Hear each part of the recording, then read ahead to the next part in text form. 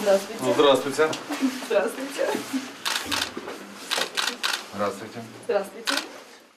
Студентка-отличница 5-го курса БГУ Марина ждала свое жилье несколько месяцев. До сих пор жила с бабушкой в Брянске. Собственные квадратные метры получила в одном из новых домов на Флотской в июле этого года. По решению суда мне должна была быть предоставлена квартира.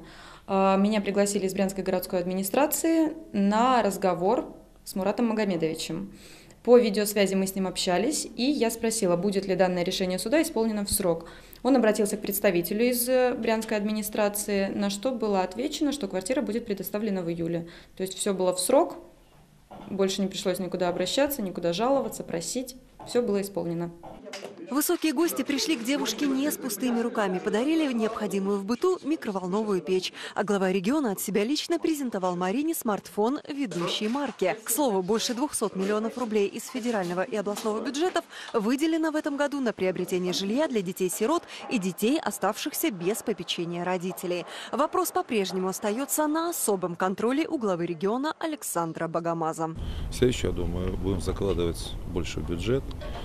И уже прорабатываем, допустим, где конкретно в Брянске, в районных городах, где наши дети будут получать вот это жилье. Потому что это, мы считаем, я считаю, что это одна из важных проблем, что действительно эти дети, они не просто попали в трудную жизненную ситуацию, и вот здесь власть должна их поддержать.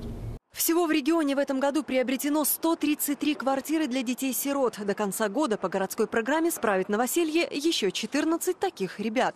Заместитель полномочного представителя президента Российской Федерации в ЦФО Мурат Зязиков высоко оценил работу региональной власти в проработке этого вопроса. Очень много сделано, и вот очень много делается сегодня по как раз оказанию помощи детям-сиротам. И это очень важное направление. Оно и перед Богом, и перед людьми, и вообще это очень такое святое, то, что связано с детишками, которые попали не в простую жизненную ситуацию.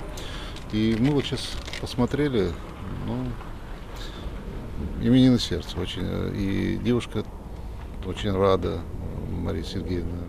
Сейчас Марина Андрияшкина готовится доделать в квартире ремонт, и скоро она сможет окончательно переехать. Девушка надеется, что в ближайшем будущем новоселье смогут справить еще больше сирот. Татьяна Глазова, Владимир Сидоров. События Брянск.